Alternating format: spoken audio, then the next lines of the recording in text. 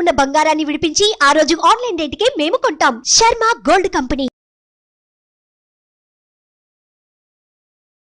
Hi hello welcome to our channel. ఈరోజు మనతో పాటు ఉన్నారు భారతీ శంకరపీఠ వ్యవస్థాపకులు శ్రీ అన్నవరపు తిరుపతి మూర్తి అవధాని గారు. నమస్కారం గురువు గారు. ఓం శ్రీ మహాగణాధిపతయే నమః. ఫిబ్రవరి 5వ తేదీన పంచమి అయితే ఉంది. పంచమి రోజు ఏం చేస్తే మనకు మంచి శుభాలు కలుగుతాయి అంటారు? పంచమి అంటేనే చాలా విశిష్టం కలిగినటువంటిది. అందులోనూ అది అనురాధ నక్షత్రంతో కూడి ఉన్నది. దశమి తిథి. అసలు ఆ అనుసంధానం కూడా చూడండి. సోమవారం. ఎస్, సోమవారం శివుడికి ప్రీతి, అలానే చంద్రుడికి ప్రీతి. చంద్రుడు ఎక్కడుంటాడు? శివుడి నెత్తి మీద ఉంటాడు. అలానే అరుడు అనురాధ నక్షత్రం. అనురాధ నక్షత్రానికి అధిపతి ఎవరు? శని. శని ఎవరిని ఆరాధిస్తాడు? ఈశ్వరుణ్ణి. అలానే ఆ రోజు దశమి. దశమికి తిథికి ఎవరు అధిపతి? ఆంజనేయ స్వామి. ఆంజనేయ స్వామి ఎవరు? ఈశ్వరుడి యొక్క 11వ అవతారం. అంటే రుద్రుడికి చాలా, మీరు ఎందుకు అడిగారో తెలియదు కానీ రుద్రుడికి చాలా ప్రీతికరమైనటువంటి రోజు. నా రుద్రో రుద్రమర్చయేతు అని చెప్పబడి ఉన్నది. రుద్రుడు కానటువంటి వ్యక్తి రుద్రుణ్ణి అర్చించడానికి అర్హత లేదు అని చెప్పి అర్థం. ఆ రోజు అనేటువంటిది సర్వకాల సర్వావస్థలు ఎందు ఉన్నటువంటి ప్రతి ఒక్క మానవుడు రుద్రుడితో సమానమవుతాడు. ఓకే, అంటే అంత విశేషమైనటువంటిది. ఎందుకంటే అనురాధ నక్షత్రం మిత్రో దేవత.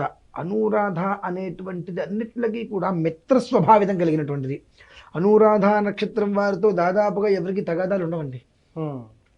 నవ్విస్తూ నచ్చలేదనుకోండి నవ్వుతూ పక్కకి వెళ్ళిపోతారు. నువ్వెంత నీ బ్రతికెంత అని అనరు, తగాదా పడరు. ఓకే, మంచిది. అంటే అవసరం మీద నింద వాళ్ళ మీద వేసుకోవడానికి సిద్ధపడి పక్కకి వెళ్ళిపోతారు. మినహాయిస్తే ఒకరిని తొందరగా అంటానికి వీలుండదు. అందరితోటి కూడా అలా కలిసిపోతారు. అంటే నీళ్ళల్లో నీళ్లు కలిపితే నీళ్ళు విడిగా తీయలేము.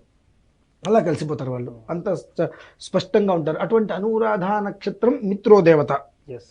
దానికి చంద్రుడు మళ్ళీ తోడున్నాడు. చంద్రుడు ఎవరు? ప్రకాశవంతాన్ని ఇచ్చేటుంటాడు. మనస్కారకుడు. అంటే మనస్సును చంచలం చేసేటువంటి వాడు, మనస్సును ప్రశాంతత ఇచ్చేవాడు చంద్రుడే.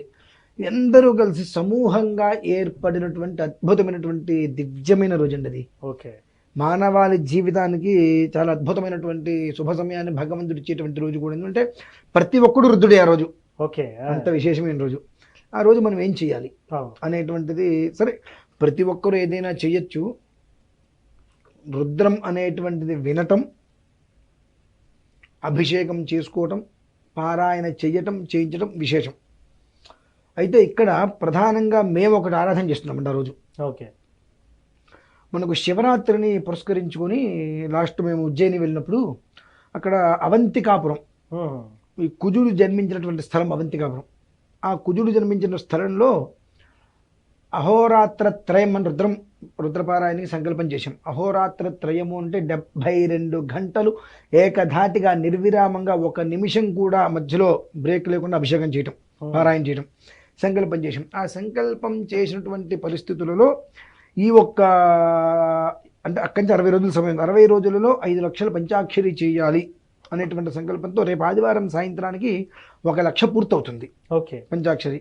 అది దృష్టిలో ఉంచుకొని ఇన్ని కలిసి వచ్చాయి కదా అని చెప్పి సోమవారం ఉదయం మొదలుకొని రాత్రి వరకు, అది ఒక 12-16 గంటలు ఊరు పట్ట చెప్పలేం, శతరుద్రం పారాయణ సంకల్పం చేశానండి. అది నిజంగా చేస్తారా? శతరుద్రం అంటే 100 రుద్రాలు మరి పారాయణ చేస్తారా అని కూడా వాళ్ళకి డౌట్లు వస్తాయి. భారతీయ శంకరపీఠం యూట్యూబ్ నుంచి మొత్తం అంతసేపు లైవ్ ఇస్తున్నా. ఓకే, బహుశా నేను ఒక్కనే కూర్చున్నది. సంతోషం. రెండో మనిషి కూడా అక్కడ లేరు.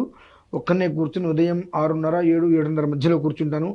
ఓం నమో భగవతే రుద్రయాన్ని మొదలు పెడితే 100 రుద్రాలు పూర్తయ్యేందుకు అక్కడే కూర్చొని ఆ ఒక్క రుద్రం అనేటువంటిది యావత్ ప్రపంచానికో లేదా భారతదేశానికో లేదా మన తెలుగు రాష్ట్రాల్లో ఉన్న ప్రజలకో ఆ రుద్రంలో ఉండేటువంటి ఒక్క మంత్ర ఫలితాన్ని ప్రసాదంగా అందించాలని ఒక ఉద్దేశంతో నేను ఆ రోజు చేస్తున్నా. అలానే ప్రతి ఇంట్లో కూడా ప్రతి మనిషి అంత శివలింగం కూడా లేదు. రుద్రం వినటం ఒక్క 5 నిమిషాలు 10 నిమిషాలు కూర్చొని ప్రశాంతంగా ఇలా కూర్చొని ఓం నమో భగవతే రుద్రాయ, ఓం భూర్భువస్వ, ఓం నమస్తే రుద్రమన్యవ ఉతోతే శివే నమః అని చెప్తున్నప్పుడు ఒక్క రుద్రమైన వినటం అనేటువంటిది కుటుంబానికి చాలా శ్రేయోదాయకం. ఎందుకంటే సాక్షాత్తు తానై అక్కడ ఉన్నాడు. అంటే ఈశ్వరుడే. అంటే ప్రతి మనిషిలోనూ భగవంతుడు ఉంటాడు. అవును. తనలో ఉండేటువంటి భగవంతుని చూడనటువంటి వ్యక్తి ఎదురుకుండా ఉండేటువంటి భగవంతుని ఎలా చూస్తాడు? అంతే కదా. అంటే అటువంటి సుదినమైనటువంటి అద్భుతమైన రోజు కనుక నా రుద్రమర్చేది, మామూలుగా రుద్రుడు కానటువంటి వ్యక్తి రుద్రుడిని అర్చించడానికి అర్హత లేదు కనుక ఆ రోజు ప్రతి ఒక్క వ్యక్తి రుద్రుడే.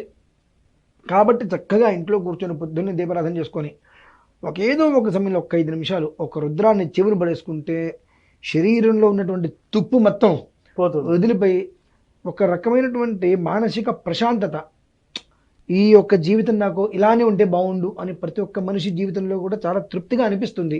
ఆ ఒక అద్భుతమైనటువంటి ఒక మిరాకిల్. ఓకే, అంటే ఒక రుద్రం విన్నా సరే ఆ లోపల నుంచి వచ్చేటువంటి ఒక వైబ్రేషన్ మనిషిని మనం ఎండలో తిరిగి వచ్చిన తర్వాత ఒకసారి కూర్చుంటాం, ఇట్లా ఏసీ ఉన్న డోర్ తీస్తే చల్లటిగా వస్తే శరీరానికి ఎంత తేలిక పడతామో, మనం ఒక్క రుద్రం విన్నా చాలా అట్లా శరీరం తేలిక పడుతుంది. వెంటనే కోరుకుంటారు, భగవంతుడా ఈ ఒక్క జీవితం ఇలానే ముందుకు నడిపించి తండ్రి అని చెప్పి. ఎంతటి ప్రశాంతమైన వాతావరణం అనేటువంటిది. రేపు 5వ తారీఖు పంచమి చాలా అద్భుతంగా ఉందండి. ప్రతి ఒక్క మనిషి ఈశ్వరారాధన చేసుకోవడం అనేటువంటిది చాలా అదృష్టమైనటువంటి విషయము. మనం కూడా ఇక్కడ ప్రత్యేకంగా ఈశ్వరారాధనను ఒక 12 నుంచి 16 గంటల సమయం పడుతుంది. మీ పీఠంలోనే, మీ టెంపుల్లోనే.